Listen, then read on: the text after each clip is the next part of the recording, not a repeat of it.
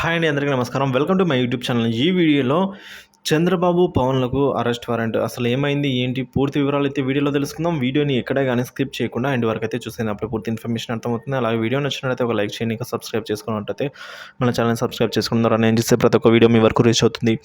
ఇక ఆలస్యం చేయకుండా వివరాలకైతే వెళ్ళిపోదాం. ల్యాండ్ టైటిలింగ్ చట్టంపై కూటమి అసత్యపు ప్రచారం చేస్తోందని అన్నారు మంత్రి బొత్స సత్యనారాయణ. వివాదాలకు తావు లేకుండా ల్యాండ్ టైటిలింగ్ యాక్ట్ రూపకల్పన జరిగిందని అయితే బొత్స పేర్కొన్నారండి.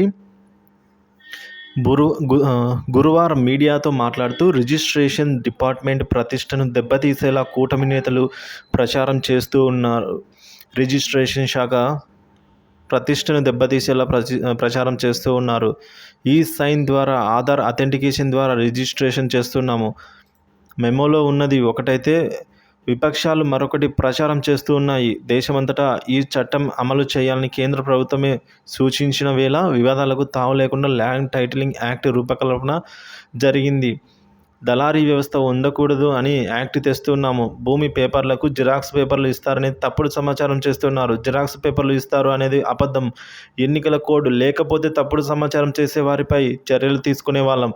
కానీ ల్యాండ్ టైటిలింగ్ యాక్ట్ చట్టం వెయ్యాలి అనైతే కేంద్ర ప్రభుత్వం రాష్ట్రాలకు సలహాలు ఇచ్చింది. ఇంకా యాక్ట్ రాలేదు, కానీ రాని యాక్ట్ను తొలగిస్తామని చంద్రబాబు చెబుతున్నాడు అనైతే మంత్రి బొత్స అన్నారండి. యాక్టుపై అమలు చేసే ముందు ప్రజాభిప్రాయాన్ని స్వీకరిస్తాము. చంద్రబాబు, పవన్, రామోజీరావు, రాధాకృష్ణ వీరందరూ కూడా మాట్లాడుతూ ఉన్నారు. ఈ విధంగా అసత్యకరంగా మాట్లాడుతున్నారు అని అయితే అంటున్నారు మంత్రి బొత్స. ప్రజల ఆస్తులకు మరింత రక్షణ కల్పించేది సీఎం జగనే అని ఆయన చెప్తూ ఉన్నారు. ల్యాండ్ టైటిలింగ్ యాక్ట్పై 3 సార్లు అసెంబ్లీలో చర్చ జరిగింది 2014లో. ఈ విధంగా 3 సార్లు చర్చ జరిగిన తర్వాతే ఈ విధంగా అయితే ల్యాండ్ టైటిల్ యాక్ట్ అయితే తీసుకురావడం జరుగుతుందని అయితే చెప్తున్నారు మంత్రి బొత్స. అదేవిధంగా 2014లో చంద్రబాబు 50 పేజీల మేనిఫెస్టో విడుదల చేశారు. సీఎం జగన్ జస్ట్ 4 పేజీల మేనిఫెస్టో విడుదల చేశారు. వైసీపీ పథకాలను, మేనిఫెస్టో పేజీలను చంద్రబాబు కాపీ కొట్టారు.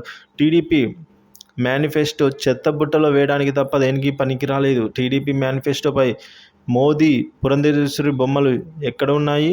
మంచి పని చేస్తున్న సీఎం జగన్ ఫోటో సర్వే రాళ్ల మీద వేస్తే తప్పేంటి అని అయితే మంత్రి బొత్స ఈ విధంగా కామెంట్ చేయడం జరిగింది.